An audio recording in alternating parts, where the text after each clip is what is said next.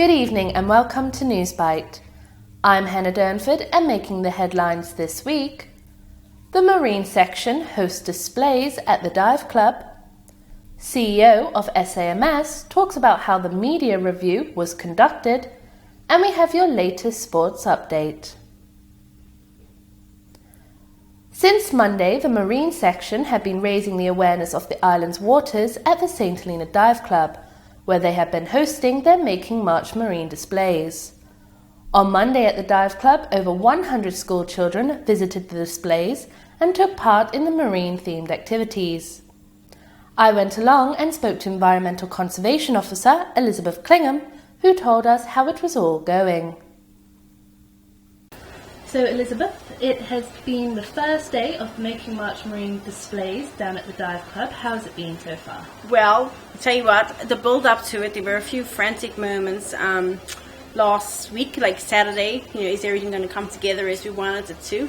And I suppose there's things we can see that we didn't do. But I tell you, the first group of children that came in this morning just made it well. They just come running into the room and go, "Oh, awesome!" And it's like, "We under the sea." And I was like, that was exactly what we was aiming to be able to achieve. So far, and then every group there afterwards, so it was the same sort of excitement. And we think, right, now we know why we've done what we've done and the way we've done it, and it's come together as we intended it to.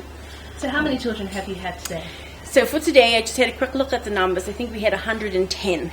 So that's day one. So every day is going to be like that for the next 5 days. Busy days. Busy days, yes. Okay, so what have they been up to while at the Dive Club? So we designed the exhibition this time to be a lot more easier for people to just stroll around and find out information for themselves. So we have some displays about what we have in St. Helena, what we know about it. We have some displays about the preservation and protection, which includes the laws and the schemes and everything that we have on. But in addition to that, I think it is just an environment that sets the scene for appreciation of the marine environment. So, here you can see all this painting and stuff that's been done by Cynthia Elias. She did this in her own time, just to add ambience to the room.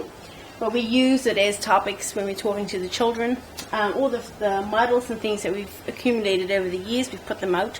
Mr. Peter Young, he made those for us a few years ago, so we get to reuse this, and some other things made by Warren's department store staff, the turtles. And then I think the highlight at the moment are the touch and feel tanks. So we have in there some hermit crabs, and some sea stars, some whelks, some urchins, things that people can handle comfortably. And then we tell them a little bit about it as they watch the creature move and things. And the other thing is the tanks themselves. We finally got those working as we would like them to now. So there's some interesting creatures in there. There's a stump, there's a box crab who's well camouflaged in the tank. There are some cunning fish and some five fingers. There's a green fish in there as well. And then some other invertebrates, feather stars, and there's a file clam and some other bits and pieces. Just again for people to see things and appreciate it just a little bit more. 3 weeks ago, the SAMS Board of Directors stated that SAMS would cease trading at the end of March. However, in a turn of events which saw SHG agree to negotiate terms, earlier this week, SAMS CEO Stuart George signed the new service level agreements. The new agreements, although targeted, are based around thinking which will support the business moving forward. This will enable SAMS to continue trading into the future. However, questions still remain as to how the media review was conducted. Okay, here we are at 9 minutes past 1 on Tuesday afternoon, the 28th of March. And in the studio with me is Stuart George. Stuart George is our CEO. That's CEO, of course, at SAMS Radio 1. Welcome, Stuart. Hi, Ferdy. How's it going? I'm not too bad at all, thanks, but I think I want to hear from you. Yes. And I think really the listening public will want to hear what's happening with SAMS Radio 1. They, of course, are aware that there was a press release which said that SAMS would be closing down at the end of March, and then it was followed by another press release which said that SAMS would be continuing. And, of course, in between that, they heard you on the Newsbite telling what was happening at the time. But anyway, over to you, Stuart. Can you please enlighten me, enlighten the public, what is the situation now with SAMS Radio 1? Yeah, SAMS, of course. really? No, that's fine. I think probably the first thing that has been on my mind throughout this entire process really is, and this is, I have to be honest, Ferdy, this has caused me a tremendous amount of frustration, how this could have all been avoided. I can really imagine that. And, I can't tell you how many sleepless nights I've had over this process. And the consequences for this company, and also weighing very highly in my conscience, of course, is the anxiety that we've caused to staff, having to do the things that we did and having to make the announcements that we made. Yes. And for me, it's the human cost. It's always the human cost that I'm concerned about whenever it comes to anything that I'm involved with. And it's not the first time I've been through this type of situation where redundancies and things of this nature have been discussed. But to be honest with you, we really ought to have not have ended up in this position.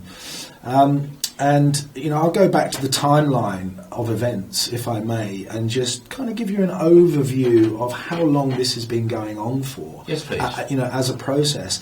I mean, I first sat down face to face with the Media Review Subcommittee back in January 2016, and at that meeting, I was asked if our subsidy as a company was taken away, what would be the consequences to the business? And remember, this is 13, 14 months ago now, and I made it very clear to them at the time. Look, it really depends on how fast you reduce the subsidy and how deep. But let me be clear: if you do it too fast and you do it too heavily, it could cause the business to fold. It was really that simple. Okay. So that was in January 2016. A month later, I followed up with a written submission to the Media Review Subcommittee, where I essentially went into a bit of more detail, explaining the reasons for me saying that in the first place. And I was pointing out to them in my written submissions that the company could end up being very, very vulnerable to such things as negative cash flow. Negative cash flow, obviously, in a business is when you kind of run out of money. All of these things were stated up front in black and white. And then if you then fast forward to Tuesday the 10th of January this year, that was the day when we actually received what we then thought were proposals for funding cuts and also conditions attached to those proposals. Now, 2 weeks later, I submitted, or the board submitted, a written document which was 13 pages long. And when I mean 13 pages, there was no repetition in it. It was a very clearly set out. It was very clearly set. The document very clearly set out our thinking on the received SLA service level agreements, the proposals, the funding proposals, and the conditions. So that took us 2 weeks to put together. And 5 weeks later, we received what amounted to a 3-bullet point email, which on the one hand did nothing to actually even acknowledge the arguments that we had sent in 5 weeks previously, let alone actually challenge the arguments that were contained in that original document of 5 weeks earlier. Yes. And this when we got that email, we were just like, really? Are you actually just going to literally ignore what we put in that document? And for the most part, they absolutely did. And on the 6th of March, we then were told by an SHG government official that that the conditions attached to the service level agreements were actually non-negotiable. They were non-negotiable. They were non-negotiable. Those were the instructions that person had received to pass on to us, that those conditions and the funding levels, everything involved in those proposals were basically non-negotiable. So 4 days later, we managed to get the board of directors together, obviously, because we'd all been high alert with regards to the situation generally. So we managed to get together a couple of days later. And it was on the 10th of March that we then realised realised that we had no choice. We had no choice but to close the business, because as far as we were concerned, the level of risk associated with running the business, given the conditions of the funding proposals, meant that our ability to manage public money and the duty of care that we were expected to demonstrate in the discharge of our duties, managing that money, we just couldn't live up to. Okay.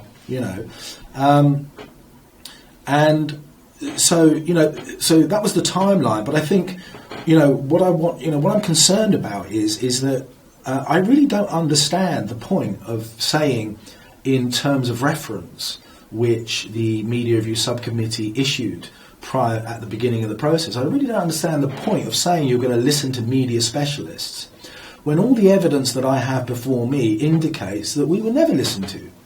So you were obliged then, of course, to go on radio to say SMS would be shutting down. Yeah, because the risk profile of the business, as we saw it, was unmanageable.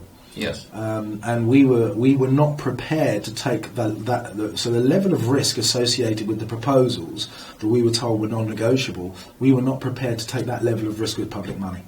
Yes. And we felt that it would have been irresponsible to continue to make purchasing decisions beyond the 31st of March without actually having any viable source of funding in place to cover us for those purchasing decisions. And I think the concern for me was that SAMS, when I took over from Richard Wallace back in January last year, SAMS was a very mature media production unit. So we're producing a decent newspaper, respectable radio station, and obviously we were running a television station as well. And what the business lacked at the time was a sales and marketing department. Because, of course, there's always been downward pressure on SAMS to reduce its reliance on funding. But it became very clear at the outset that SAMS was not in a position to generate that additional money from the local media market, because, as we know, the local media market is already saturated with media. So the opportunities for generating increased revenues in order to get rid of subsidy, I couldn't see how we could generate it locally.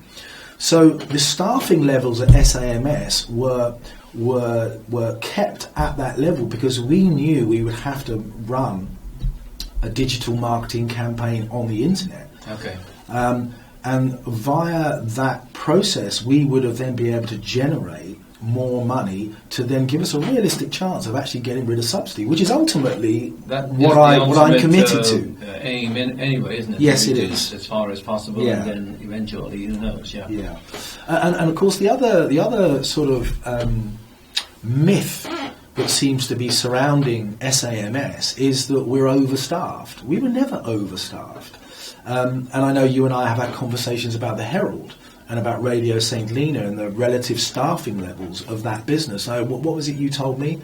I think the Herald had 5 I staff. think at Radio St. Helena, of course, I worked there for a number of years. I was the news editor, news editor there.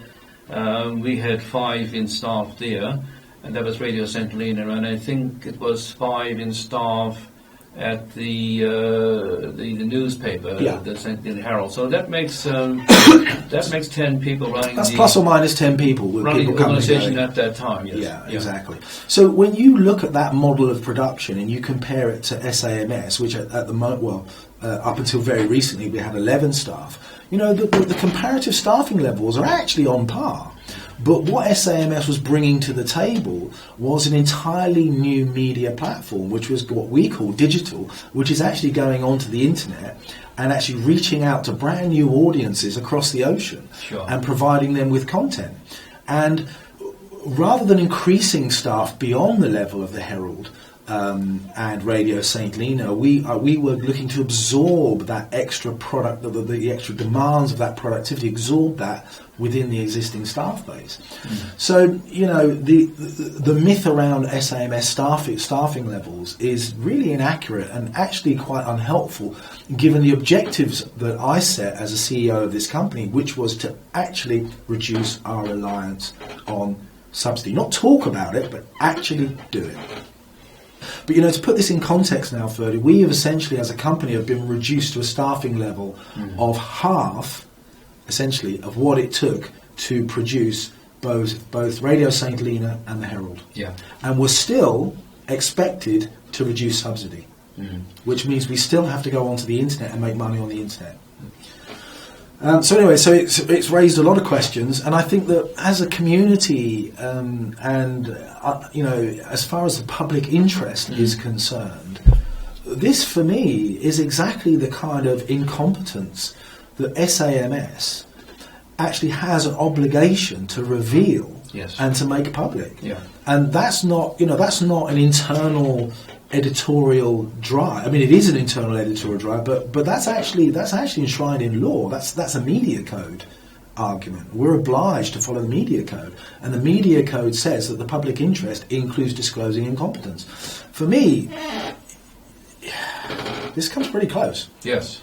And unfortunately, we now found ourselves in a situation, of course, where we have a substantially reduced staff, which, although we've managed to protect the principles of generating our revenues from the online world, although we've managed to protect that, we now have a drastically reduced content production team here, which means that reducing our reliance on subsidy actually is just going to take longer. And that's the irony of it. Yes. So in the meantime, what we've done is we've wasted a load of people's time. We've wasted UK and St. Helena taxpayers' money. We've caused a load of anxiety to a group of staff that really didn't deserve it. They deserve better than that. Didn't deserve that at all. And in the meantime, we've reduced our staffing capacity, which is actually going to make it take longer for us to actually reduce our reliance on subsidy. Yeah. And that's just a simple fact. And I just want to know, I think questions need to be asked about how this media review process was conducted, because as an island, we have to learn from this. We can't go around causing human cost in the way that this process did and say that it's okay.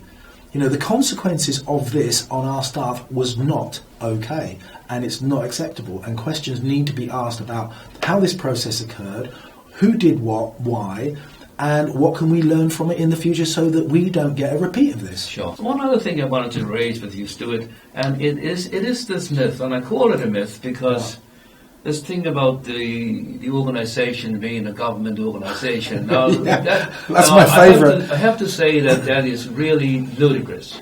Because I'm a really blunt person. Yeah. I write pointed things. Yeah. I point things specifically at government. Yeah. Government don't tell me to shut up or watch what you do. What you can and what you can't write. No, but they would have difficulty doing that anyway. And I think, for me, Ferdy, I'm very sensitive to injustice, what I see to be injustices. And what I've seen here in my time is by and large, young St. Helenians pouring their hearts and their aspirations into everything they put into that newspaper and also on the radio. And the success of those youngsters in terms of the way that they've developed themselves and the skills that they've developed during their time at SAMS, they're going to be powerful leaders of the future because they possess critical thinking skills. Sure. They can solve problems. They understand current affairs. They understand politics. They're not scared to question these things. Now, that's a skill that SAMS has taught them. And buried under this huge weight of this idea that SAMS is controlled in terms of what it says and what it prints by government, it obscures the real great work that these youngsters, and these are young saints, these are the future of our island, and they are toiling every day and every week to put stuff in the paper, to put stuff on the radio, and that just gets completely ignored, Ferdy. And that's an injustice. It is. It's an injustice, and it's something that I will fight. Okay. Here now is your weekly sports roundup. The third week of the RMS T20 Cup was played in intermittent rains, but despite the showers, all matches went ahead. On Saturday morning, Sandy Bay Pirates chased down a target of 102 set by Western Warriors. Geordie Henry was Warriors' top scorer with 36 runs. Darren Isaac was the star of the ball, claiming 5 wickets for just 14 runs. Pirates lost 6 wickets during the run chase, but a captain's innings of 21 from Matthew Benjamin sealed the win for Pirates. Levelwood All-Stars were handed their second consecutive defeat on Saturday afternoon. Jamestown Barracudas posted 127, with Gavin George hitting the top score of 39 and Jordan Young taking 3 for 18. A stunning fielding display from Barracudas during the run chase saw All-Stars bowled for 60. Andrew Young returned impressive bowling figures of 3 for 4 from 2.4 overs, and Siobhan Leo's knock of 25 was the highest by an All-Stars batsman. On Sunday, Lions picked up another 3 points when they defeated Mustangs. The boys in 11 shades of blue were bowled out for 86, but would have been pleased with the knock of 42 that Callum Alec contributed in the middle order. Caelan Crowley was amongst the wickets again, dismissing 3 batsmen for 13 runs. Lions cantered towards the finish line in the run chase. Despite losing both opening batsmen to the bowling of Robert George, they chased down the required target within 10 overs. Patrick Crowley struck 40. The final match of the weekend saw Rebels defeat St. Paul's B. AJ Bennett's 38 at the top of the order was the biggest contribution to St. Paul's total of 113 runs. Man of the match Brooklyn Fowler took 2 wickets for 3 runs and then contributed an unbeaten innings of 29 to carry Rebels across the finish line. Well, that's it for this week's Newsbite. Do tune in again next week, and remember that you can catch up on all the latest news in the Sentinel and also on SAMS Radio 1. I'm Hannah Durnford, and thank you all for watching.